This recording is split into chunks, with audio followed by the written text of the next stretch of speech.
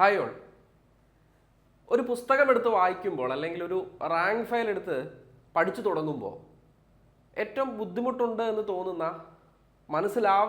ആവുന്നില്ല എന്ന് ഫീൽ ആവുന്ന ഒരു വിഷയമുണ്ട്, ജോഗ്രഫി. പക്ഷേ കുറച്ചൊന്ന് പഠിച്ച് വന്നു കഴിഞ്ഞാൽ കുറച്ച് ആദ്യ ഭാഗങ്ങളൊക്കെ അല്ലെങ്കിൽ ഒരു ബേസ് ഒക്കെ ഒന്ന് കിട്ടി മുമ്പോട്ട് വരുന്നതനുസരിച്ച് ഏറ്റവും ഇൻട്രസ്റ്റിംഗ് ആവുന്ന ഒരു വിഷയവും ജോഗ്രഫി തന്നെയാണ്. അപ്പോൾ ആ ജോഗ്രഫിയിലെ ഡിഗ്രി ലെവൽ പരീക്ഷകളെന്നല്ല, PSCയിലുള്ള ഏതൊരു ലെവൽ എക്സാമിനും ഏറ്റവും കൂടുതൽ ചോദ്യങ്ങൾ ആവർത്തിച്ച് വരുന്ന ഒരു മേഖലയാണ് ഞാൻ ഇന്ന് കൈകാര്യം ചെയ്യുന്നത്, ട്രാൻസ് ഹിമാലയാസ്. നിങ്ങൾ യൂട്യൂബേഴ്സിൻ്റെയൊക്കെ വ്ളോഗുകളിലൊക്കെ, യാത്രാ വിവരണവുമായി ബന്ധപ്പെട്ട വ്ളോഗുകളിലൊക്കെ കണ്ടിട്ടുണ്ടാവാൻ സാധ്യതയുള്ളൊരു മേഖലയാണ് ലഡാക്കും ജമ്മു ഒക്കെ, അല്ലേ? ശരിക്കും സ്വർഗത്തിലൂടെയാണോ നമ്മൾ യാത്ര ചെയ്യുന്നത് എന്ന് തോന്നുന്ന വിധത്തിൽ മനോഹരമായ ഒരു ഭൂപ്രദേശം. നമ്മുടെ ഇന്ത്യയിലെ ഏറ്റവും ഭംഗിയുള്ള വിവിധ ടെറൈനുകൾ കാണാൻ സാധിക്കുന്ന, വ്യത്യസ്ത കാലാവസ്ഥകൾ അനുഭവപ്പെടുന്ന, മഞ്ഞു മൂടപ്പെട്ട പർവ്വതനിരകളുള്ള, പുൽമേടുകളുള്ള, അതേപോലെ തന്നെ നദീ താഴ്വരകളുള്ള മേഖലയാണ് കാശ്മീരും ലഡാക്കും അടങ്ങുന്ന ഈ ട്രാൻസ് ഹിമാലയം കടന്നു പോകുന്ന പ്രദേശങ്ങൾ. അപ്പോൾ ആ ട്രാൻസ് ഹിമാലയത്തെ പറ്റി അല്ലെങ്കിൽ ട്രാൻസ് ഹിമാലയ നിരകളുമായി ബന്ധപ്പെട്ട കുറച്ച് കാര്യങ്ങൾ നമുക്ക് ഇന്ന് ചർച്ച ചെയ്യാം. 3 പ്രധാനപ്പെട്ട റേഞ്ചസ് ആണ് ട്രാൻസ് ഹിമാലയത്തിൽ വരുന്നത്. നമുക്ക് കഴിവതും മാപ്പുകൾ ഉപയോഗിച്ച് തന്നെ ട്രാൻസ് ഹിമാലയത്തിലെ നിരകളെ പറ്റിയും അതിൻ്റെ സവിശേഷതകളെ പറ്റിയും അവിടുത്തെ പ്രത്യേകതകളെ പറ്റിയൊക്കെ നമുക്ക് പഠിക്കാം. ഞാൻ തുടങ്ങുന്നു. ഫസ്റ്റ്, ട്രാൻസ് ഹിമാലയത്തിലെ റേഞ്ചസിനെ പറ്റി എല്ലാവർക്കും തന്നെ അറിയാവുന്ന കാര്യമാണ്. എത്ര മലനിരകളാണ് ട്രാൻസ് ഹിമാലയത്തിൽ ഉൾപ്പെടുന്നത്? ടോട്ടൽ നോർത്തേൺ മൗണ്ടെയ്ൻസിന്റെ ഭാഗമാണ് ട്രാൻസ് ഹിമാലയം, അറിയാമല്ലോ. ഉത്തരപർവ്വത നിര അല്ലെങ്കിൽ ഉത്തരപർവ്വത മേഖല എന്ന് വിശേഷിപ്പിക്കുന്ന ടോട്ടൽ ആ നോർത്തേൺ മൗണ്ടെയ്ൻസിന്റെ ഒരു ഭാഗമാണ് ട്രാൻസ് ഹിമാലയം. ട്രാൻസ് ഹിമാലയം പോലെ തന്നെ ഇനിയും നോർത്തേൺ മൗണ്ടെയ്ൻസിൽ ഹിമാലയാസും അതുപോലെ പൂർവാചലം എന്നറിയപ്പെടുന്ന കിഴക്കൻ മലനിരകൾ, ഈസ്റ്റേൺ ഹിൽസും ഉണ്ട്. അതിൽ ട്രാൻസ് ഹിമാലയ എന്നറിയപ്പെടുന്ന ഭാഗത്ത് പ്രധാനമായിട്ട് വരുന്ന 3 റേഞ്ചസ് ആണ്: കാരക്കോറം, 2 ലഡാക്ക്, 3 സസ്കർ. നമുക്കൊരു കോഡ് ഉപയോഗിക്കാം: ക ല സ, അല്ലേ? ക ല സ. കാരക്കോറം, ലഡാക്ക്, സസ്കർ എന്നീ 3 പ്രധാനപ്പെട്ട മലനിരകളാണ്, മൗണ്ടൻ റേഞ്ചസ് ആണ് എവിടെ വരുന്നത്? ട്രാൻസ് ഹിമാലയത്തിൽ വരുന്നത്. അപ്പോൾ അതിലേക്കൊക്കെ നമ്മൾ പോകുന്നതിന് മുമ്പായിട്ട് ഈ ട്രാൻസ് ഹിമാലയം കടന്നു പോകുന്ന മേഖലയുടെ ജോഗ്രഫി നമുക്കൊന്ന് അറിയണം. ഇവിടുത്തെ ഒരു പൊളിറ്റിക്കൽ ജോഗ്രഫിയും കാര്യങ്ങളും അല്ലെങ്കിൽ പ്രദേശങ്ങളുടെ ഒരു ലൊക്കേഷനും ഒക്കെ നമുക്ക് കൃത്യമായിട്ടൊന്ന് മനസ്സിലാവണം. നമുക്കറിയാം, നമ്മുടെ ഇന്ത്യയുടെ മാപ്പ് നമ്മൾ എടുത്തു നോക്കിക്കഴിഞ്ഞാൽ നമ്മുടെ ഹെഡ് പോർഷൻ എന്ന് പറയുന്നത് പഴയ ജമ്മു കാശ്മീർ എന്ന ഈ സ്റ്റേറ്റ്, അല്ലേ? ഇപ്പോൾ ഇത് 2 കേന്ദ്രഭരണ പ്രദേശങ്ങളാണ്. ജമ്മു, ലഡാക്ക് എന്നീ 2 കേന്ദ്രഭരണ പ്രദേശങ്ങളാണ്. എന്നാൽ ആ 2 കേന്ദ്രഭരണ പ്രദേശങ്ങൾ മാത്രമാണോ ആക്ച്വലി ഈ ഒരു മാപ്പിനകത്ത് ഉള്ളത്? അല്ല, വേറെയും കുറച്ച് പ്രദേശങ്ങൾ കൂടിയൊക്കെ ഉണ്ടല്ലേ. അതും കൂടെ ഒക്കെ ഒന്ന് മനസ്സിലാക്കിയതിന് ശേഷം നമുക്ക് ട്രാൻസ് ഹിമാലയത്തിലേക്ക് കടന്നു വരാം. ഇവിടെ നോക്കി, ജമ്മു കാശ്മീർ, ഞാൻ നമ്പർ 1 എന്നിടുന്ന ഈ ഭാഗം, ജമ്മു കാശ്മീർ കംപ്ലീറ്റ് ആയിട്ട് പൂർണ്ണമായിട്ടും ഇന്ത്യയുടെ അതോറിറ്റിയിൽ വരുന്ന, ഇന്ത്യയുടെ കൺട്രോളിൽ വരുന്ന കേന്ദ്രഭരണ പ്രദേശമാണ് ജമ്മു കാശ്മീർ. രണ്ടാമതായിട്ട് ലഡാക്ക്. പഴയ ജമ്മു കാശ്മീർ എന്ന സംസ്ഥാനത്തെ മുറിച്ച് 2 കേന്ദ്രഭരണ പ്രദേശങ്ങളാക്കി മാറ്റിയതാണ് നിങ്ങൾ ഈ കാണുന്നത് ജമ്മുവും ലഡാക്കും. എന്നാൽ അതിനൊപ്പം തന്നെ കുറച്ച് പ്രദേശങ്ങൾ അതിൻ്റെ വടക്ക് പടിഞ്ഞാറ് ഭാഗത്തായിട്ടും കിഴക്ക് പടിഞ്ഞാറ് ഭാഗത്തായിട്ടും കാണാൻ സാധിക്കും, അല്ലെങ്കിൽ വടക്ക് കിഴക്കായിട്ടും കാണാൻ സാധിക്കും. ഇപ്പോൾ വടക്ക് കിഴക്കായിട്ട് ഒരു ഭാഗം കാണാൻ സാധിക്കും. അതുപോലെ തന്നെ വടക്ക് പടിഞ്ഞാറായിട്ട് ഒരു മേഖല കാണാൻ സാധിക്കും. ഈ മേഖലകൾ ഏത് പേരിലാണ് അറിയപ്പെടുന്നത്? ഇവിടെ ഗിൽഗിത്ത് ബാൾട്ടിസ്ഥാൻ എന്ന് നിങ്ങൾ ഈ കാണുന്ന ഈ മേഖല, ഇതാണ് പാക് അധിനിവേശ കാശ്മീർ, POK എന്നാണ് ഈ പ്രദേശത്തെ വിളിക്കുന്നത്. എന്താ വിളിക്കുന്നത്? POK, പാക് ഒക്കുപ്പൈഡ് കാശ്മീർ, പാക് അധിനിവേശ കാശ്മീർ എന്നീ മേഖല അറിയപ്പെടുന്നു. കണ്ടോ? എല്ലാവരും കൃത്യമായിട്ട് മാപ്പിൽ ആ പ്രദേശം കണ്ടു എന്ന് ഞാൻ വിചാരിക്കുന്നു. ഇവിടെ പാക് അധിനിവേശ കാശ്മീരിനെ ജമ്മുവിൽ നിന്നും ലഡാക്കിൽ നിന്നും വേർതിരിക്കുന്ന ഒരു അതിർത്തി കൂടെ വിസിബിൾ ആണ്, അല്ലെങ്കിൽ ഈ മാപ്പിൽ നമുക്ക് അതും കൂടെ കാണാനായിട്ട് സാധിക്കും. ഇതിൻ്റെ പേരാണ് ലൈൻ ഓഫ് കൺട്രോൾ. നോക്ക്, എവിടം വരെ ഉണ്ടെന്ന് നോക്ക്, ഇത്രയും. ഇതാണ് ലൈൻ ഓഫ് കൺട്രോൾ. പാക് അധിനിവേശ കാശ്മീർ മേഖലയെ ജമ്മുവിൽ നിന്നും ലഡാക്കിൽ നിന്നും വേർതിരിക്കുന്ന ഈ അതിർത്തിയുടെ പേരാണ് ലൈൻ ഓഫ് കൺട്രോൾ, LOC എന്ന് അതിനെ വിളിക്കുന്നു. അറിയാമല്ലോ എന്തുമാത്രം വാർത്താ പ്രാധാന്യമുണ്ട് ഈ പ്രദേശത്തിന്, എത്രമാത്രം സ്ട്രാറ്റജിക് ആയിട്ടുള്ള ഒരു ലൊക്കേഷനാണ് ഇന്ത്യയെ സംബന്ധിച്ച്, നമ്മുടെ രാജ്യത്തെ സംബന്ധിച്ച് എത്രമാത്രം ഈ ഒരു മേഖല ഒരു സുരക്ഷാ പ്രാധാന്യം ഈ പ്രദേശങ്ങൾക്കൊക്കെ ഉണ്ട് എന്ന് നിങ്ങൾക്ക് അറിയാമായിരിക്കും. ഞാൻ പ്രത്യേകിച്ച് അതിനെപ്പറ്റി പറയണ്ട. അപ്പം LOC എന്നൊരു അതിർത്തിയാണ് ഈ കാണുന്നത്. അതിൻ്റെ വടക്കായിട്ട് POK, പാക് ഒക്കുപ്പൈഡ് കാശ്മീർ. എന്തുകൊണ്ടാണ് ഈ പ്രദേശം പാകിസ്ഥാൻ ഒക്കുപ്പൈ ചെയ്തത് കാശ്മീരിന്റെ ഈ ഒരു ഭാഗം നമുക്ക് അവകാശമായി ഇന്ത്യയുടെ ഭാഗമായ ഈ ഒരു പ്രദേശം എന്തുകൊണ്ടാണ് പാകിസ്ഥാൻ കൈയടക്കി വെച്ചിരിക്കുന്നത് എന്നതിനെ പറ്റിയുള്ള കാര്യങ്ങൾ നമ്മൾ ചരിത്ര ക്ലാസ്സുകളിലൊക്കെ പഠിക്കുന്നതാണ്, ഹിസ്റ്ററി ക്ലാസ്സുകളിലൊക്കെ പഠിക്കുന്നതാണ്. 1947 വിഭജന സമയത്ത് കാശ്മീർ എന്നറിയപ്പെടുന്ന ഈ മുഴുവൻ പ്രദേശവും അതിന്റെ ഭരണം കൈകാര്യം ചെയ്തിരുന്ന മഹാരാജ ഹരി സിംഗ് ആയിരുന്നു അല്ലേ. അപ്പോൾ അദ്ദേഹം ആദ്യം ഇന്ത്യയിലോ പാകിസ്ഥാനിലോ ചേരാനായിട്ടുള്ള ആ സന്ധിയിൽ ഒപ്പുവെച്ചിരുന്നില്ല. പിന്നീട് ഇന്ത്യയിലേക്ക് അദ്ദേഹം ഇന്ത്യൻ യൂണിയന്റെ ഭാഗമാകാൻ തീരുമാനിക്കുന്നു. അങ്ങനെ ഡൽഹിയിൽ വന്ന് ഇന്ത്യൻ യൂണിയന്റെ ഭാഗമാകാനായിട്ടുള്ള ആ ഒരു ഉടമ്പടിയിൽ ഒപ്പുവെക്കുന്നു. ഈ നേരം കൊണ്ട് ആ ഒരു കാലഘട്ടം കുറച്ച് സമയമെടുത്താണ് ഈ ഒരു പ്രോസസ്സ് നടക്കുന്നത്. ആ കാലഘട്ടം കൊണ്ട് പാകിസ്ഥാൻ ട്രൂപ്പുകൾ എങ്ങോട്ട് കയറി, ഇങ്ങോട്ടേക്ക് കയറി, ഈ കാശ്മീരിന്റെ ഈ ഒരു ഭാഗം വരെ കയറി. അവർ ഇത്രയും സ്ഥലം അന്ന് കീഴടക്കി. പിന്നെ അന്ന് ഈ ഒരു പ്രദേശം അവർ കീഴടക്കിയ പ്രദേശം സീസ് ഫയർ ലൈൻ എന്ന് വിളിച്ചുകൊണ്ടിരുന്നത്. ഈ നമ്മൾ ഈ കാണുന്ന അതിർത്തിയില്ലേ, LOCക്ക് പണ്ടൊരു പേര് സീസ് ഫയർ ലൈൻ, വെടിനിർത്തൽ രേഖ എന്നായിരുന്നു ഇതിന്റെ പേര്. കാരണം അന്ന് ആ പാകിസ്ഥാൻ ട്രൂപ്പ് കയറിയ പ്രദേശം അത് ഇന്നും അങ്ങനെ തന്നെ ഇവിടെ നിലനിൽക്കുന്നു എന്നുള്ളതാണ് ഏറ്റവും ദൗർഭാഗ്യകരമായിട്ടുള്ളൊരു കാര്യം. ഇന്നും ആ ഒരു പ്രദേശം പാക് ഓക്കുപ്പൈഡ് ആയിട്ട് അല്ലെങ്കിൽ പാകിസ്ഥാൻ കൈയടക്കി വെച്ചിരിക്കുന്ന മേഖലയായിട്ട് ഇന്നും ആ പ്രദേശം നിലനിൽക്കുന്നു. പൂർണ്ണമായിട്ടും നമുക്കറിയാമല്ലോ, ഇത് തർക്കപ്രദേശം എന്നൊക്കെ പറയുമെങ്കിൽ, ഇതിനൊരു തർക്കപ്രദേശം എന്നൊക്കെ പറയുമെങ്കിലും ലീഗലി നോക്കിക്കഴിഞ്ഞാൽ ഈ പ്രദേശം നമ്മുടെ രാജ്യത്തിന്റെ ഭാഗമാണ്, ഇന്ത്യയുടെ ഭാഗമാണ്. ഹരി സിംഗിന്റെ ആ ഒരു ഉടമ്പടി പ്രകാരം അത് നമ്മുടെ ഭാഗമാണ് അല്ലേ. പക്ഷേ ദൗർഭാഗ്യകരമായ എന്താണ്, ഈ പ്രദേശം ഇന്നും ഈ ഒരു POK പാകിസ്ഥാൻ കൈയടക്കി വെച്ചിരിക്കുന്ന ഒരു മേഖലയായിട്ട് ഇന്നും ഈ ഒരു പ്രദേശം നിലകൊള്ളുന്നു എന്നുള്ളതാണ് ഇവിടെ ഏറ്റവും സങ്കടകരമായിട്ടുള്ള കാര്യം. ഓക്കെ, ഇനി ഇവിടെ ഇതേപോലെ തന്നെ ഒരു ഭാഗമുണ്ട് കണ്ടോ, അക്സായി ചിൻ എന്ന് എഴുതിയേക്കുന്ന കാണാം നിങ്ങൾക്ക് അവിടെ. അക്സായി ചിൻ എഴുതിയേക്കുന്ന മേഖല ലഡാക്കിൽ നിന്ന് വേർതിരിക്കപ്പെടുന്നത് തന്റെ ഈ അതിർത്തിയാണ്. ഈ അതിർത്തിയുടെ പേര് കണ്ടോ, ഈ അതിർത്തിയുടെ പേരാണ് line of actual control, LAC എന്നാണ് ഇതിനെ വിളിക്കുന്നത്. Line of actual control LAC എന്ന് വിളിക്കും. അപ്പോൾ ഇത് LOC ആണെങ്കിൽ ഇതിന്റെ പേര് എന്താണ്, LAC. LACക്ക് അപ്പുറത്ത് ഈ ഒരു ഇത്രയും ഭാഗം, ലഡാക്കിന്റെ ആ ഒരു ഭാഗം അല്ലെങ്കിൽ പഴയ ജമ്മു കാശ്മീരിന്റെ ആ ഒരു ഭാഗം ഇന്ന് അക്സായി ചിൻ എന്നാണ് അറിയപ്പെടുന്നത്. ചൈന കൈവശം വെച്ചിരിക്കുന്ന മേഖലയാണ്, ചൈനീസ് ഒക്കുപ്പൈഡ് കാശ്മീരാണത്. നോക്ക്, ഒരു ഭാഗം പാകിസ്ഥാൻ ഒക്കുപ്പൈഡ് കാശ്മീർ, മറ്റൊരു ഭാഗം ചൈനീസ് ഒക്കുപ്പൈഡ് കാശ്മീർ, COK അല്ലെങ്കിൽ അക്സായി ചിൻ എന്ന പേരിൽ ആ ഒരു പ്രദേശം അറിയപ്പെടുന്നു. ഇതും ഇന്ത്യ ചൈന ആയിട്ടുള്ള ഒരു യുദ്ധത്തിന്റെ സമയത്ത് അല്ലെങ്കിൽ ഇന്ത്യയും ചൈനയും തമ്മിലുള്ള അതിർത്തി തർക്കങ്ങളുടെ ഭാഗമായിട്ട് ചൈന എന്ത് ചെയ്തു, കടന്നു കയറി കൈയടക്കി വെച്ചിരിക്കുന്ന പ്രദേശമാണത് അക്സായി ചിൻ.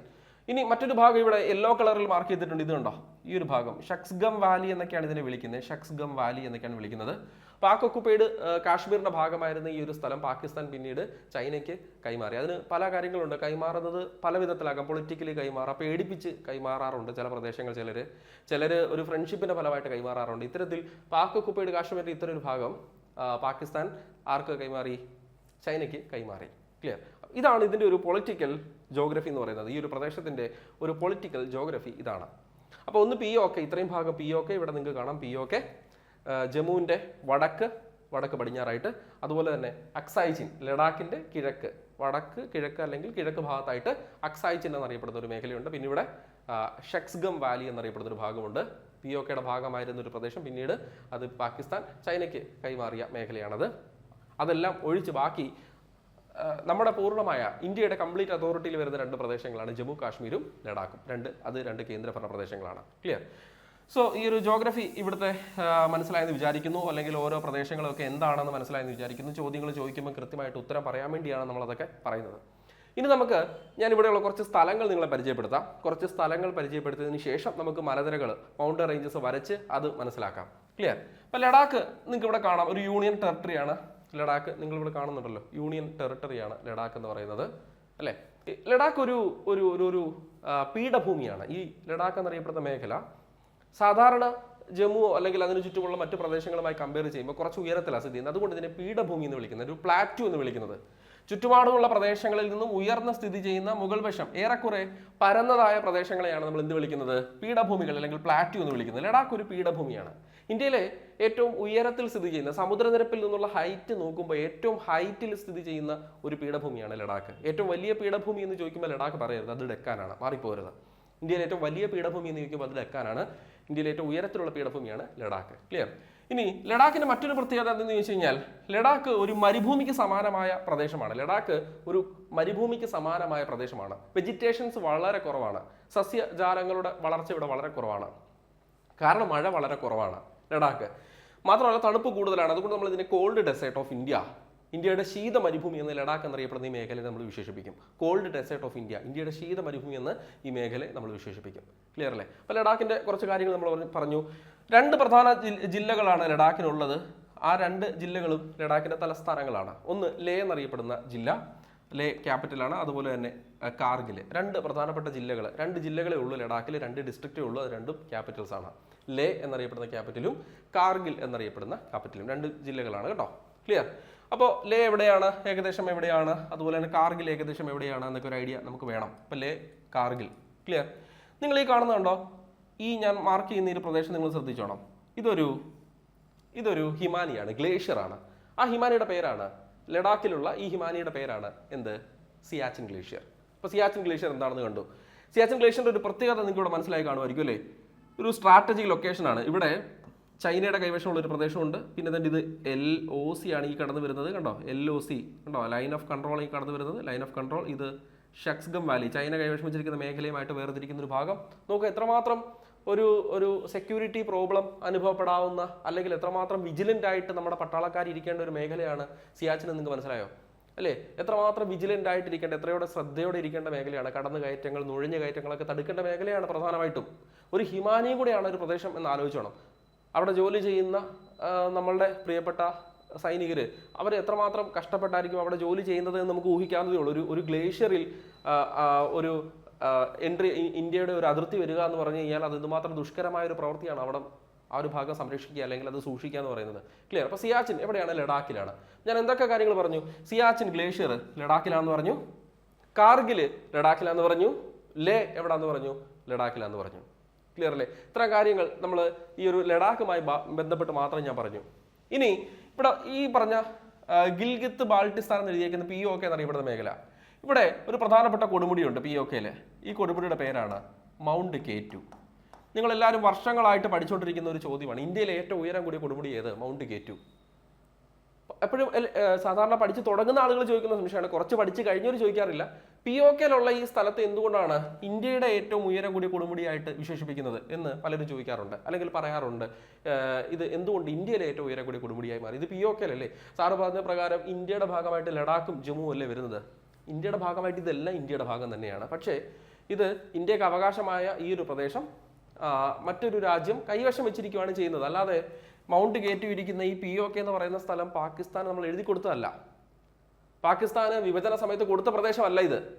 അവര് അവകാശമില്ലാത്തൊരു പ്രദേശത്ത് അവർ കൈയടക്കി ആ ഒരു പ്രദേശം വെച്ചേക്കുവാണ് ചെയ്തേക്കുന്നത്. അതുകൊണ്ട് തന്നെ ഇന്ത്യയുടെ ക്ലെയിം അനുസരിച്ച് ഇത് നമ്മുടേതാണ്, ഈ സ്ഥലം നമ്മുടേതാണ്. അതുകൊണ്ടാണ് മൗണ്ട് K2വിനെ ഇന്ത്യയിലെ ഏറ്റവും ഉയരം കൂടിയ കൊടുമുടി എന്ന് നമ്മൾ വിളിക്കുന്നത്.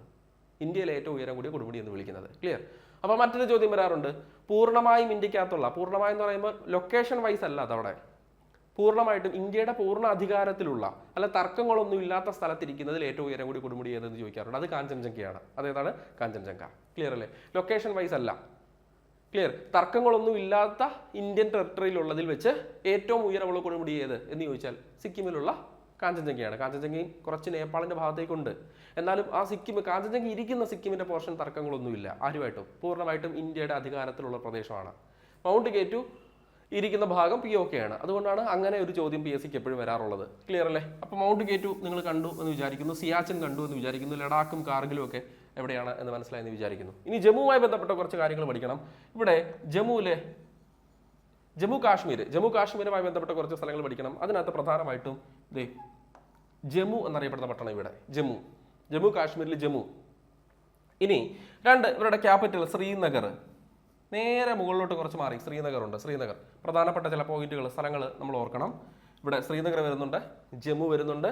പിന്നെ പ്രധാനമായിട്ടും ഈ മേഖലയ്ക്ക് നമുക്ക് ഓർക്കേണ്ട പോയിന്റ് എന്ന് പറഞ്ഞു കഴിഞ്ഞാൽ ഇവിടെ കുറച്ച് ഇങ്ങോട്ട് മാറി ബാരാമുള്ള എന്നറിയപ്പെടുന്ന ഒരു സ്ഥലം വരുന്നുണ്ട്. ബാരാമുള്ള. പിന്നെ ഉറി എന്നറിയപ്പെടുന്ന ഒരു മേഖല വരുന്നുണ്ട് ഇവിടെ ഈ അതിർത്തിയിൽ, ഉറി.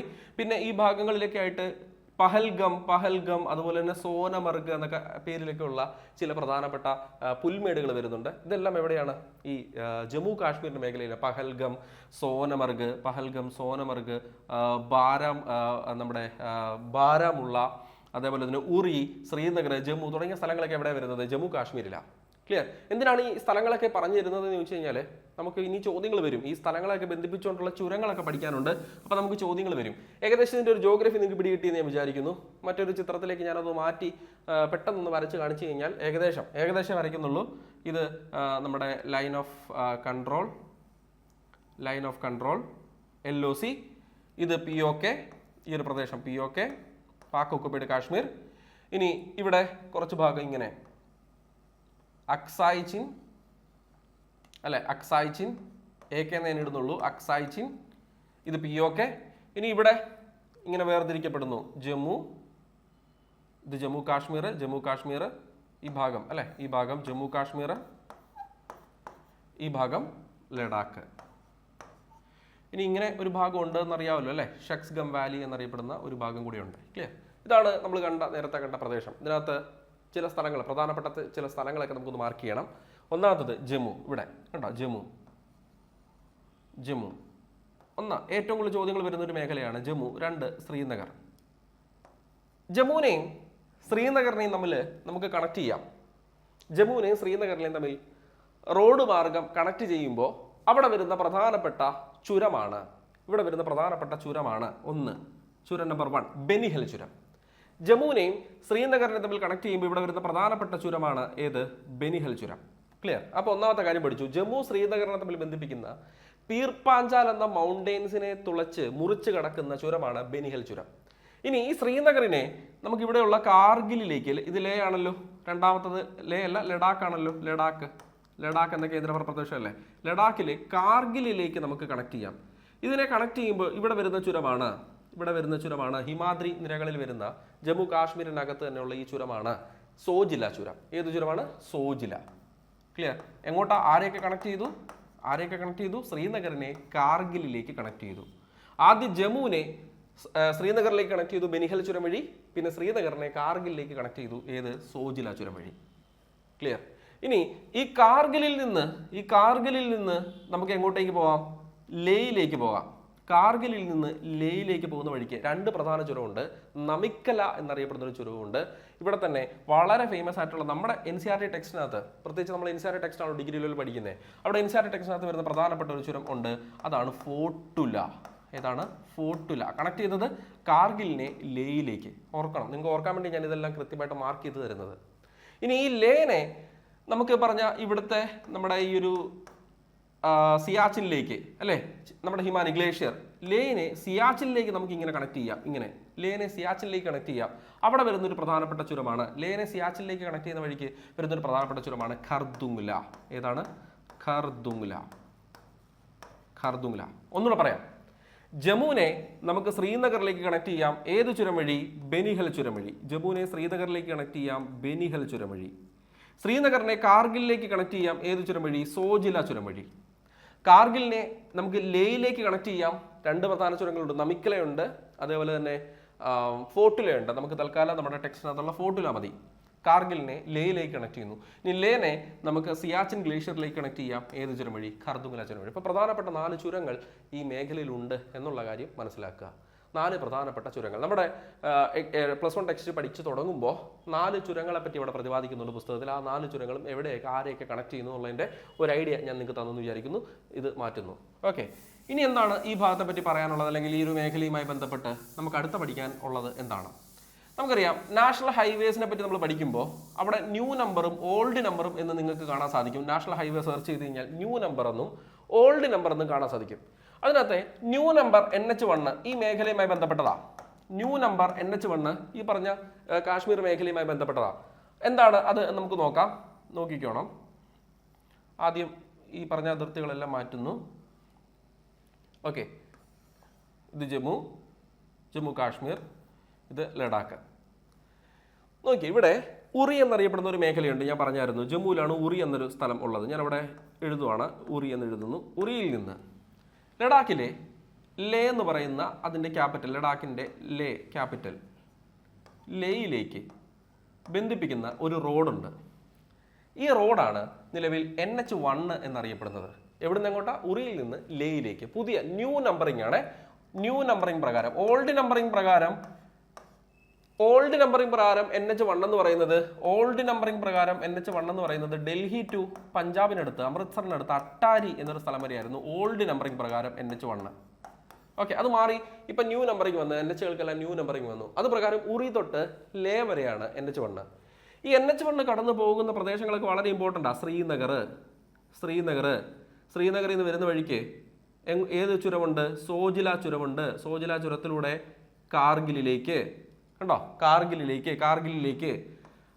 ചുരത്തിൽ നിന്ന് ഫോർട്ടുല, നമിക്കല എന്നീ ചുരം, ഫോർട്ടുല ചുരം വഴി എങ്ങോട്ടേക്ക്? ലേയിലേക്ക്. അപ്പോൾ ഇവിടെ ചുരങ്ങൾ വരുന്നത് ഫോർട്ടുല, സോജില എന്നീ ചുരങ്ങൾ വരുന്നത് NH1ലാണ് കണക്ട് ചെയ്യുന്നത്. ഉറിയിൽ നിന്ന് എങ്ങോട്ടേക്ക്? ലേയിലേക്ക് കണക്ട് ചെയ്യുന്ന ചുരം, റോഡ് അല്ലെ, ഉറിയിൽ നിന്ന് ലേയിലേക്ക് കണക്ട് ചെയ്യുന്ന റോഡ് ഇവിടെ വരുന്നുണ്ട്. ആ റോഡ് എന്ന് പറയുന്നത് ലോകത്തിലെ തന്നെ ഏറ്റവും സ്പെക്ടാക്കുലർ ആയിട്ടുള്ള കാഴ്ചകളുള്ള, എപ്പം വേണമെങ്കിലും എന്ത് അപകടം വേണമെങ്കിലും സംഭവിക്കാവുന്ന, എപ്പം വേണമെങ്കിലും നമ്മൾ പോകുന്ന വഴി ഇല്ലാണ്ടാകാൻ കഴിയുന്ന തരത്തിലുള്ള ഒരു റോഡാണിത്.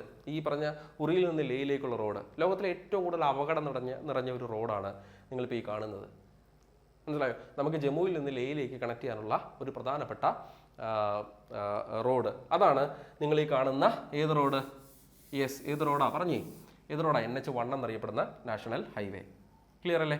ഇനി ലേയിലേക്ക് പോകാൻ നമുക്ക് ജമ്മുവിൽ നിന്ന് മാത്രമേ പറ്റത്തുള്ളൂ? ലേയിലേക്ക് പോകാനായിട്ട് ജമ്മുവിൽ നിന്ന് മാത്രമേ പറ്റത്തുള്ളൂ? അല്ല. ഇതിവിടെ താഴെ ഹിമാചൽ പ്രദേശുണ്ട്.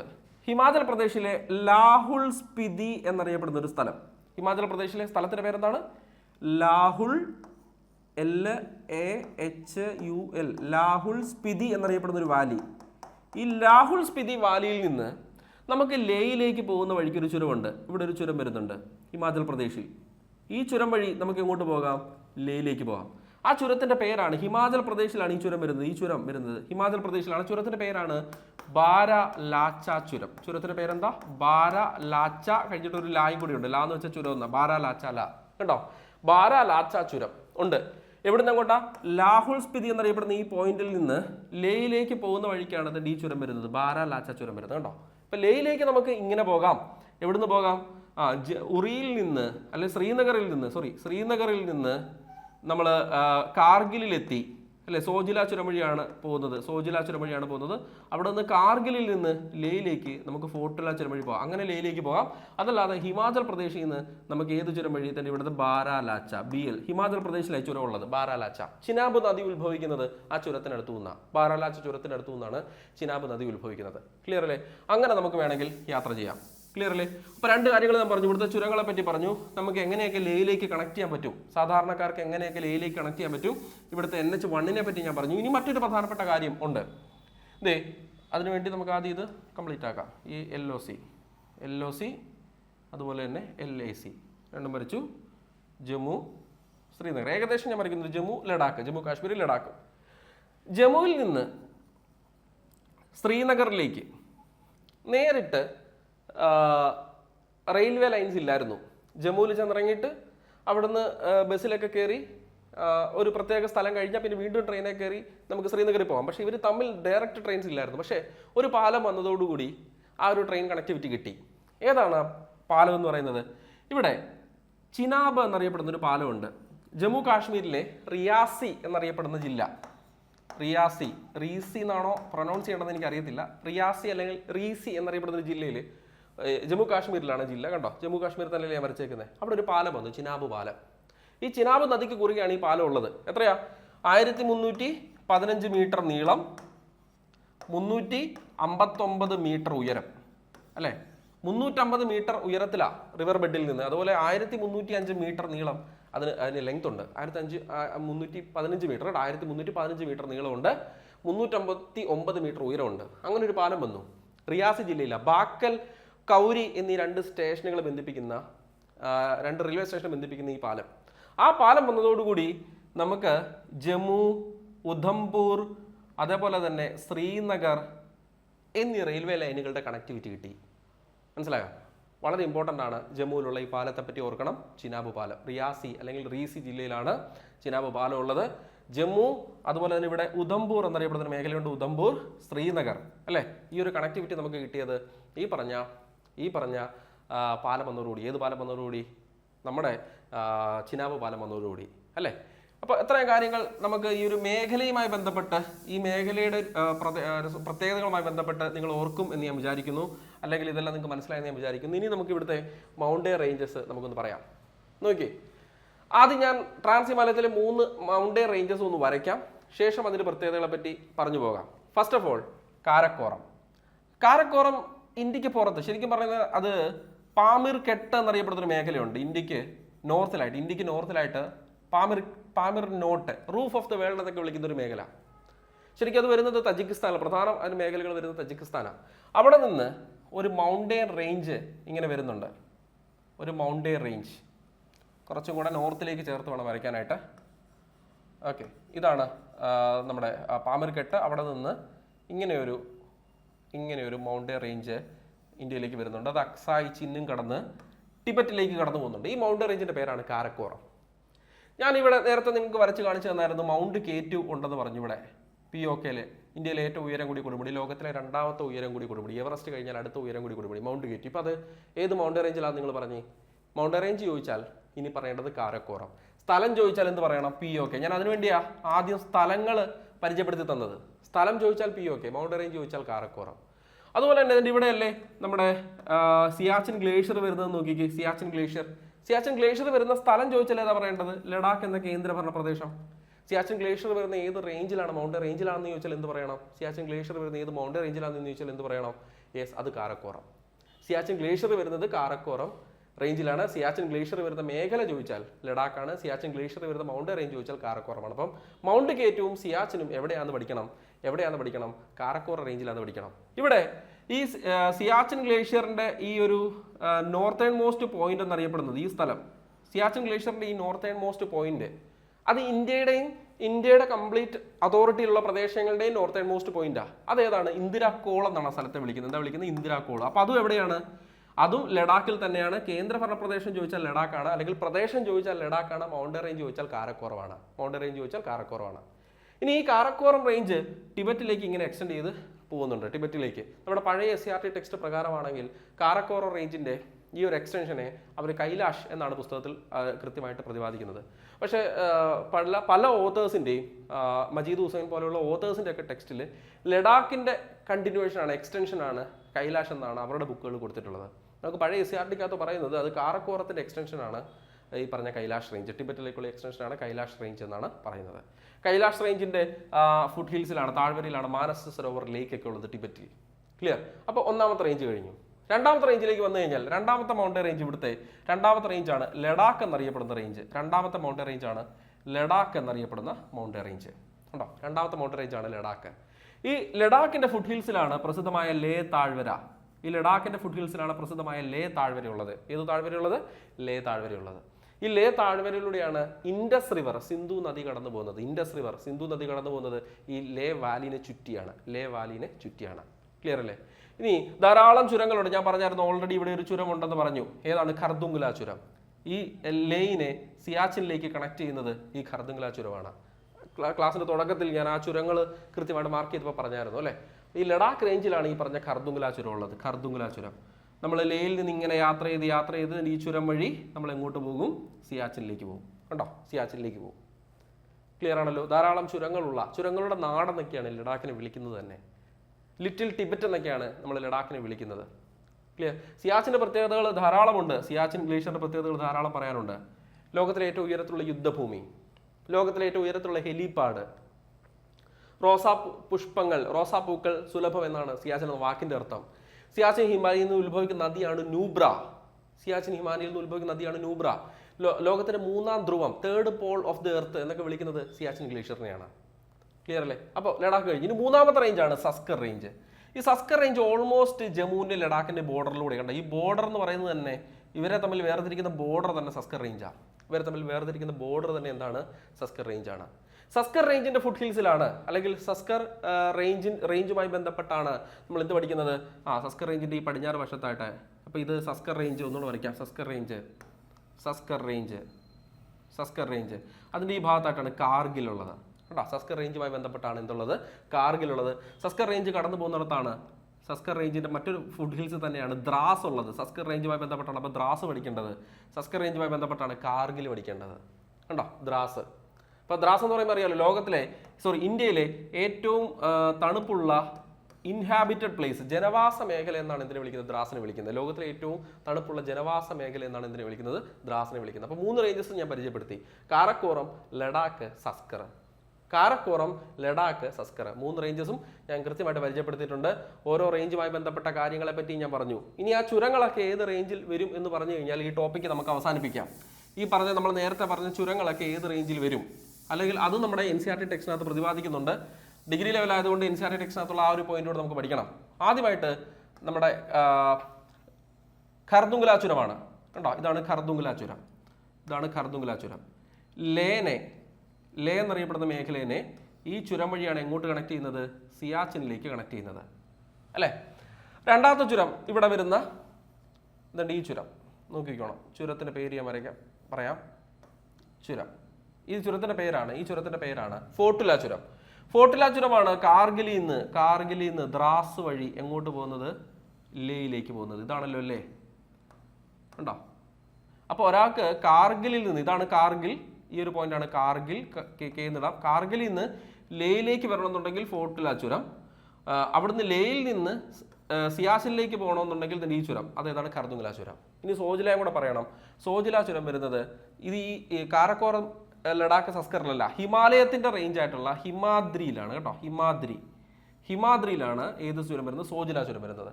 ഈ സോജില ചുരം വഴിയാണ് ശ്രീനഗറിലുള്ള ഒരാൾ കാർഗിൽ വരെ പോകുന്നത്. സോജില ചുരം വഴി. അത് ഏത് മൗണ്ടൻ റേഞ്ചിലാണ് വരുന്നത്? ഹിമാദ്രി.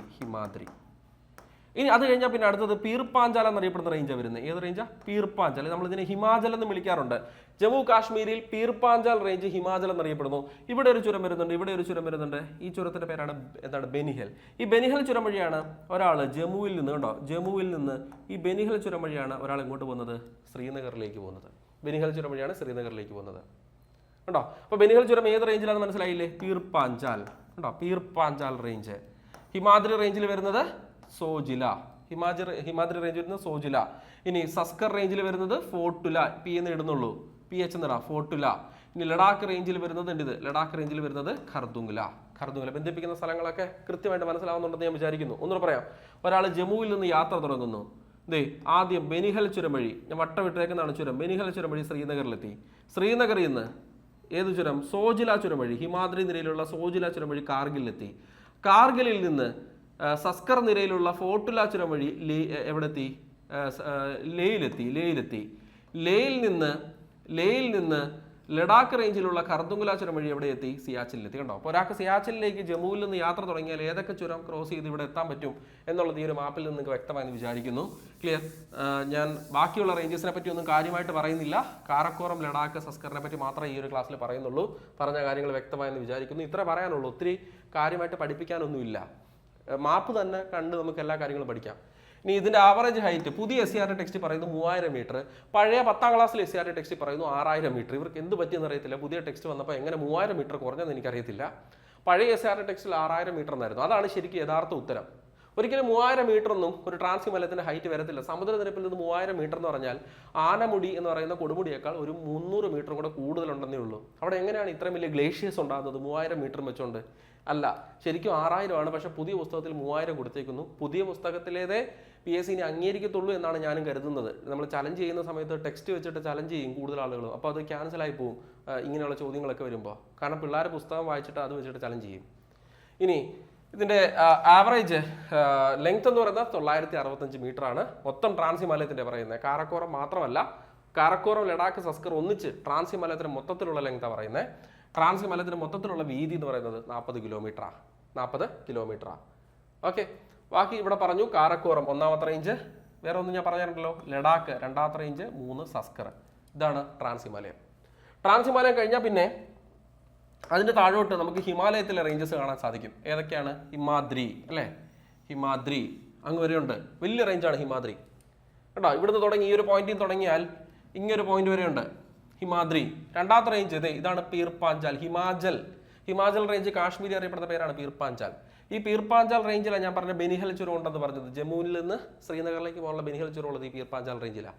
ഈ പീർപ്പാഞ്ചാൽ റേഞ്ചിൽ തന്നെയാണ് ഇന്ത്യയിലെ ഏറ്റവും നീളം കൂടിയ റോഡ് ടണലുള്ളത്. ചെനാനി നഷ്രി എന്ന് പറയുന്ന ടണലുള്ളതും ഈ പീർപ്പാഞ്ചാൽ റേഞ്ചിൽ തന്നെയാണ്. അതിനെ മുറിച്ചിട്ട് നിർമ്മിച്ച ഒരു റോഡ് ടണലാണ് ഈ പറഞ്ഞ ചെനാനി നഷ്രി കേട്ടോ. പിന്നെ ഈ പറഞ്ഞ രണ്ടാമത്തെ റേഞ്ച് പീർപ്പാഞ്ചൽ കഴിഞ്ഞാൽ പിന്നെ ഹിമാചലിന്റെ അടുത്ത ഭാഗത്തെ ദൗലധർ, നാഗതിബ, മഹാഭാരത എന്നീ പേരുകളിലേക്കാണ് വിളിക്കുന്നത്. അത് കഴിഞ്ഞാൽ പിന്നെ സസ്കർ റേഞ്ച്, മൂന്നാമത്തെ റേഞ്ചാണ് സസ്കർ റേഞ്ച്. അപ്പോൾ ഹിമാലയത്തിലെ 3 റേഞ്ചസ് ആണ് നിങ്ങൾ ഈ കണ്ടത്, ഹിമാദ്രി, ഹിമാചൽ, ശിവാലിക്. കണ്ടില്ലേ? ഇനി അടുത്ത അത് കഴിഞ്ഞാൽ പിന്നെ പൂർവാചൽ വരുന്നുണ്ട്. പൂർവാചലിന്റെ ഭാഗത്ത് വരുന്നതാണ് പത്കായി ബും എന്നറിയപ്പെടുന്ന ഒരു റേഞ്ച്, പത്കായി ബും. പിന്നെ നാഗ ഹിൽസ് എന്നറിയപ്പെടുന്ന ഒരു റേഞ്ച്, നാഗ ഹിൽസ്. അതെല്ലാം എവിടെ നോക്കിക്കേ, നമ്മുടെ വടക്കിഴക്ക് സംസ്ഥാനത്താണ്. പിന്നെ വരുന്നത് മീസോ ഹിൽസ്. പിന്നെ വരുന്നത് ഗാരോ, ഖാസി, ജയന്തിയ. ഈ ഖാസി ഹിൽസിന്റെ താഴെയാണ് ഇന്ത്യയിൽ ഏറ്റവും കൂടുതൽ മഴ കിട്ടുന്ന മൗസിൻ റാമും രണ്ടാമത് മഴ കിട്ടുന്ന ചിറാപുഞ്ചിയൊക്കെ ഉള്ളത്. ക്ലിയർ? ഓക്കെ ആണോ? ഇനി നമ്മുടെ ഈ പറഞ്ഞ മേഖലയിലൂടെ ട്രാൻസ് ഹിമാലയം സ്ഥിതി എന്ന മേഖലയിലൂടെ ഇന്ത്യക്ക് ഏറ്റവും ഭീഷണി ഉയർത്തുന്ന ഒരു റോഡ് കടന്നു പോകുന്നുണ്ട്. ഈ റോഡിന്റെ പേരാണ് കാരക്കോറം ഹൈവേ. ഇത് നോക്കിയ ചൈന കഷ്ഗർ ഇട്ടേക്കുന്നുണ്ടല്ലേ, അത് ചൈനയാണ്. ചൈനയിൽ നിന്ന് കയറി ഇന്ത്യയിലേക്ക് കയറി പാക് ഒക്കുപ്പൈഡ് കാശ്മീർ മേഖലയിലൂടെ, കണ്ടോ, പാക് ഒക്കുപ്പൈഡ് കാശ്മീർ മേഖലയിലൂടെ പാകിസ്ഥാനിലേക്ക് കണക്ട് ചെയ്യുന്ന റോഡാണ്. ഇവിടെയാണ് നമ്മുടെ ഇവിടെ ജമ്മു, ഇവിടെ ശ്രീനഗർ, ഇവിടെ നമ്മുടെ സിയാച്ചിൻ. അപ്പൊ നോക്കി എത്ര അടുത്താണെന്ന് നോക്കി, ഇതല്ലേ ഈ ഒരു മേഖലയൊക്കെയായിട്ട് എത്ര അടുത്താന്ന് നോക്കി പാകിസ്ഥാന്റെ ഈ ഒരു റോഡെന്ന് പറയുന്നത്. കണ്ടോ പാകിസ്ഥാന്റെ റോഡെന്ന് പറയുന്നത് എത്ര അടുത്താന്ന് നോക്കി. നമുക്ക് ഒത്തിരി പാകിസ്ഥാൻ റോഡല്ല, ചൈനയുടെ റോഡ്. ചൈന പാകിസ്ഥാൻ കണക്ടിങ് റോഡാണ്. ചൈനയാണ് അതിന്റെ നിർമ്മാണം, അതിന്റെ എന്താണ് അതിന്റെ ചെലവുകളൊക്കെ വഹിച്ചേക്കുന്നത്. കാരക്കോറ ഹൈവേ എന്നതിനെ വിളിക്കുന്നത്, കാരക്കോറ ഹൈവേ. ക്ലിയർ? ഇതിന്റെ നിർമ്മാണ സമയത്ത് ഒത്തിരി ഇന്ത്യ എതിർപ്പ് ഒക്കെ അറിയിച്ചതാണ്. ഈ ഒരു റോഡുമായി ബന്ധപ്പെട്ട നിർമ്മാണത്തിന്റെ എതിർപ്പുകളും മറ്റു കാര്യങ്ങളൊക്കെ അറിയിച്ചതാണ്. കടന്നു പോകുന്നത് ഗിൽഗിത്ത് ബാൾട്ടിസ്ഥാൻ അല്ലെങ്കിൽ POK മേഖലയിലൂടെയാണ് ഈ ഒരു റോഡ് കടന്നു പോകുന്നത് എന്നുള്ള കാര്യം ഓർക്കുക. കാരക്കോറ ഹൈവേ ഇതാണ് ഞാൻ നേരത്തെ പറഞ്ഞ നമ്മുടെ ശ്രീനഗറിൽ നിന്ന് ലേയിലേക്കുള്ള റോഡ് NH1 അല്ലെ. ഉറിയിൽ നിന്ന് തുടങ്ങി ശ്രീനഗർ വന്ന് എവിടെ അവസാനിക്കുന്നു? ലേയിൽ അവസാനിക്കുന്നു. ഈ പോകുന്ന വഴിക്കാണ് ഏതൊക്കെയുള്ളത്? സോജില ചുരമുള്ളത്, അതുപോലെ തന്നെ ഫോർട്ടുല ചുരമുള്ളത് ഒക്കെ വരുന്നത് ഈ പറഞ്ഞ NH1 കേട്ടോ. NH1 കാര്യം ഓർക്കുക. പഠിച്ച കാര്യങ്ങൾ എന്തൊക്കെയാണ്? ഓർക്കുന്നുണ്ടോ? എന്തൊക്കെയാണ് പഠിച്ച കാര്യങ്ങൾ ഓർക്കുന്നുണ്ടോ? നമ്മൾ എന്തൊക്കെ പഠിച്ചു? ഒന്നാമത്തത് ഈ ഒരു മേഖലയിൽ റേഞ്ചസിനെ പറ്റി പറഞ്ഞു. കാരക്കോറം, ലഡാക്ക് അല്ലെ, സസ്കർ, 3 റേഞ്ചസിനെ പറ്റി പറഞ്ഞു. അവിടുത്തെ അതിന്റെ പ്രത്യേകതകളെ പറ്റി പറഞ്ഞു. പിന്നെ നമ്മൾ ഇവിടുത്തെ പാസസ്, ചുരങ്ങളെ പറ്റി പറഞ്ഞു. ഈ ഭാഗത്തെ പ്രധാനപ്പെട്ട ചുരങ്ങളെ പറ്റി ഞാൻ പറഞ്ഞു. റോഡിനെ പറ്റി പറഞ്ഞു. NH1 അല്ലെ, റോഡ് NH1 അതിനെപ്പറ്റി പറഞ്ഞു. പിന്നെ ചിനാബ് പാലത്തെ പറ്റി പറഞ്ഞു അല്ലെ, ഇത്രയും കാര്യങ്ങളാണ് നമ്മൾ ഈ ഒരു ടോപ്പിക്കുമായി ബന്ധപ്പെട്ട് പഠിച്ചത്. പറഞ്ഞ കാര്യങ്ങളൊക്കെ എല്ലാവർക്കും വ്യക്തമായെന്ന് വിചാരിക്കുന്നു. ഒരു കാര്യം കൂടെ മിസ്സായെന്ന് എനിക്ക് തോന്നുന്നു, അത് നമ്മുടെ ഇൻഡസ് റിവറാണ്. ഇത് നോക്കി, ഇത് കാരക്കോറം, രണ്ടാമത്തത് ലഡാക്ക് റേഞ്ച്, ലഡാക്ക് റേഞ്ച്, മൂന്നാമത്തെ റേഞ്ച് സസ്കർ റേഞ്ച്. ഇവിടെയാണല്ലോ ലേ വരുന്നത്, ഇവിടെയാണെന്ന് ഞാൻ പറഞ്ഞായിരുന്നു. ലഡാക്കിന്റെ താഴ്വരയിലാണ് ലേ ഉള്ളത്. ഇവിടെ ഈ പറഞ്ഞ ലഡാക്ക് സസ്കർ റേഞ്ചസിന്റെ ഇടയിലൂടെ തന്നെ ഇങ്ങനെ കടന്നു പോകുന്ന റിവറാണ്. ലഡാക്ക് സസ്കർ റേഞ്ചസിന്റെ ഇടയിലൂടെ ഇങ്ങനെ കടന്ന് പാകിസ്ഥാനിലേക്ക് ഒഴുകി പോകുന്ന ഈ റിവറാണ് ഇൻഡസ് റിവർ കേട്ടോ. ലേ എന്ന പട്ടണത്തെ ചുറ്റി ഒഴുകുന്ന ടിബറ്റിൽ നിന്ന് ഉത്ഭവിച്ച് വരുന്ന, ടിബറ്റിലെ ഉത്ഭവം ഇൻഡസ് റിവറിന്റെ അല്ലെ. സ്ഥലത്തിന്റെ പേരെന്താ? ബോക്കാർച്ചു ഗ്ലേഷ്യറിൽ നിന്ന് ഉത്ഭവിച്ച് വരുന്ന ഈ റിവറാണ് ഇൻഡസ് റിവർ. ക്ലിയർ? അപ്പൊ ട്രാൻസ് ഹിമാലയവുമായി ബന്ധപ്പെട്ട് ഒരു കാര്യങ്ങൾ ഇനി മറന്നു പോരുത്. നമ്മൾ പഠിച്ച കാര്യങ്ങൾ എന്തൊക്കെയാണ്? ട്രാൻസ് ഹിമാലയത്തിൽ 3 റേഞ്ചസ് ഉണ്ട്, കാരക്കോറം, ലഡാക്ക്, സസ്കർ. അതിനകത്ത് കാരക്കോറത്ത് വരുന്നതാണ് മൗണ്ട് K2, കാരക്കോർ റേഞ്ചിലാണ് വരുന്നത്. കാരക്കോർ റേഞ്ചിൽ തന്നെയാണ് സിയാച്ചിൻ ഗ്ലേഷ്യർ വരുന്നത്. പാമീർ നോട്ടിൽ നിന്നാണ് കാരക്കോറം റേഞ്ച് റേഡിയേറ്റ് ചെയ്ത് വരുന്നത്, അല്ലെങ്കിൽ പാമീർ നോട്ടിലേക്കാണ് കാരക്കോർ റേഞ്ച് ഇത് കൂടിച്ചേരുന്നത്. കാരക്കോറം റേഞ്ചിന്റെ ടിബറ്റിലേക്കുള്ള തുടർച്ചയാണ് പഴയ SCERT ടെക്സ്റ്റ് പ്രകാരം കൈലാഷ് റേഞ്ച്, സ്റ്റാൻഡേർഡ് ബുക്സ് പ്രകാരം ലഡാക്ക് റേഞ്ചിന്റെ എക്സ്റ്റൻഷൻ ആണ് കേട്ടോ. അപ്പോൾ BSc പരീക്ഷകൾക്ക് അല്ലാത്ത സമയത്ത് ലഡാക്ക് റേഞ്ചിന്റെ എക്സ്റ്റൻഷൻ ആണ് കാരക്കോറം എന്ന് SSC ബാങ്ക് പോലുള്ള എക്സാമുകൾക്ക് ചോദിക്കാറുണ്ട്, അങ്ങനെ ചോദിച്ചു കണ്ടിട്ടുണ്ട്. ഇനി ഇന്ദിരാകോള് എവിടെയാണ്? കാരക്കോറ റേഞ്ചിലാണ്. പറഞ്ഞല്ലോ, സിയാച്ചിൻ ഹിമാലയയുടെ ഗ്ലേഷ്യറിന്റെ ഏറ്റവും നോർത്തിലാണ് ഇന്ദിരാകോൾ, ഇന്ത്യയുടെ ഏറ്റവും last point, northern most point. ഇനി ലഡാക്കിനെ പറ്റി പറഞ്ഞാൽ മൊത്തത്തിൽ ആ മേഖല, ലഡാക്ക് മേഖലയെ പറ്റി ആദ്യം പറയുന്നത്. മൊത്തത്തിൽ ആ മേഖല ഒരു കോൾഡ് ഡെസേർട്ട് ആണെന്ന് പറഞ്ഞു. മൊത്തത്തിൽ ആ മേഖല ലഡാക്ക് എന്നറിയപ്പെടുന്ന കേന്ദ്രഭരണ പ്രദേശം മൊത്തത്തിൽ ഒരു പ്ലാറ്റു ആണ്, പീഠഭൂമിയാന്ന് പറഞ്ഞു. ഇനി ലഡാക്ക് റേഞ്ചിനും സസ്കർ റേഞ്ചിനും ഇടയിലൂടെയാണ് ഇൻഡസ് റിവർ ഒഴുകി പോകുന്നതെന്ന് പറഞ്ഞു. ഇനി ലഡാക്ക് റേഞ്ചിൽ ഉള്ള ഒരു പ്രധാനപ്പെട്ട പാസ്സാണ് ഖർദുംഗ്ല പാസ് എന്ന് ഞാൻ പറഞ്ഞു. ഇത് രണ്ടും മേഖലകളെ പറ്റിയുള്ള പോയിന്റാണ്. ലഡാക്ക് എന്ന മേഖലയെ പറ്റിയുള്ള പോയിന്റ്സ് ആണ്. മറ്റേത് രണ്ടും ലഡാക്ക് എന്ന മൗണ്ടൻ റേഞ്ചുമായി ബന്ധപ്പെട്ട പോയിന്റാണ്. അറിയാമല്ലോ, ലഡാക്ക് എന്നൊരു കേന്ദ്രഭരണ പ്രദേശമുണ്ട്. ഇത് പലർക്കും തെറ്റിപ്പോകുന്നതാണ് അല്ലേ. എന്താണ് ഈ ഒരു മേഖല മൊത്തം? എന്താണ് ലഡാക്ക് എന്ന കേന്ദ്രഭരണ പ്രദേശമുണ്ട്. ലഡാക്ക് എന്ന പേരിൽ ഒരു കേന്ദ്രഭരണ പ്രദേശം നിങ്ങൾ കണ്ടില്ല. ഇതിൻ്റെ ഈ കാണുന്ന മുഴുവൻ എന്താണ്? ഇത് മുഴുവൻ എന്താണ്? ലഡാക്കാണ് അല്ലേ. അതുപോലെ തന്നെ ലഡാക്ക് എന്ന് പറയുന്ന ഒരു മൗണ്ടൻ റേഞ്ചും ഇവിടെ കടന്നു പോകുന്നുണ്ട്. ട്രാൻസ് ഹിമാലയത്തിന്റെ ഭാഗമായിട്ട് മധ്യഭാഗത്ത് വരുന്ന ഒരു റേഞ്ചാണ് ഏത്? ലഡാക്ക്. കേട്ടോ, മറന്നു പോരുത്. അപ്പോൾ ലഡാക്ക് എന്ന മൗണ്ടൻ റേഞ്ചുമായി ബന്ധപ്പെട്ട 2 പോയിന്റ്, ആ മേഖലയുമായിട്ട് 2 പോയിന്റ്. സസ്കറിലാണ് ഡ്രാസും കാർഗിലും ഒക്കെ ഉള്ളത്. സസ്കറിലാന്ന് പറഞ്ഞു. സദേൺ മോസ്റ്റ് പോയിന്റ് ആണ്. ട്രാൻസ് ഹിമാലയത്തിന്റെ സദേൺ മോസ്റ്റ് ലെയർ ആണ്, അല്ലെങ്കിൽ റേഞ്ച് ആണ് സസ്കർ. ട്രാൻസ് ഹിമാലയത്തിന്റെ 3ാമത്തെ ലെയർ, സദേൺ മോസ്റ്റ് ലെയർ ആണ് സസ്കർ എന്ന് പറയുന്നത്. ഇത്ര കാര്യങ്ങളൊക്കെയാണ് നമുക്ക് ട്രാൻസ് ഹിമാലയവുമായി ബന്ധപ്പെട്ട് പഠിക്കാനുള്ളത്. ഞാനൊന്നും ഇവിടെ എഴുതി പഠിപ്പിച്ചിട്ടില്ല, എല്ലാം വരച്ചാണ് പഠിപ്പിച്ചത്, മാപ്പുകൾ വെച്ചിട്ടാണ് പഠിപ്പിച്ചത്. അതിനകത്തുനിന്ന് ആകേണ്ടതാണ്, പറഞ്ഞ പോയിന്റ് എല്ലാം തന്നെ മനസ്സിലാവേണ്ടതാണ്. അതിനകത്തുനിന്നാണ് മനസ്സിലാക്കേണ്ടത്. നമ്മൾ കുറേ പാരഗ്രാഫ്സ് എഴുതി വായിച്ച് പഠിക്കുകയല്ല ചെയ്യേണ്ടത്. ശരിക്കും ഇതേപോലെ കാര്യങ്ങൾ കണ്ട് മനസ്സിലാക്കി പഠിച്ചു കഴിഞ്ഞാൽ നമുക്ക് പിന്നീട് വരുന്ന പരീക്ഷകളിലൊക്കെ തന്നെ എങ്ങനെ ചോദ്യങ്ങൾ ചോദിച്ചാലും എത്ര ബുദ്ധിമുട്ടിച്ച് ചോദിച്ചാലും ആൻസർ ചെയ്യാനായിട്ട് പറ്റും. അപ്പോൾ എല്ലാവർക്കും ഇന്ന് പറഞ്ഞ കാര്യങ്ങളിൽ വ്യക്തത വന്നു എന്ന് വിചാരിക്കുന്നു. മറ്റൊരു ടോപ്പിക്കുമായിട്ട് നമുക്ക് വീണ്ടും കാണാം.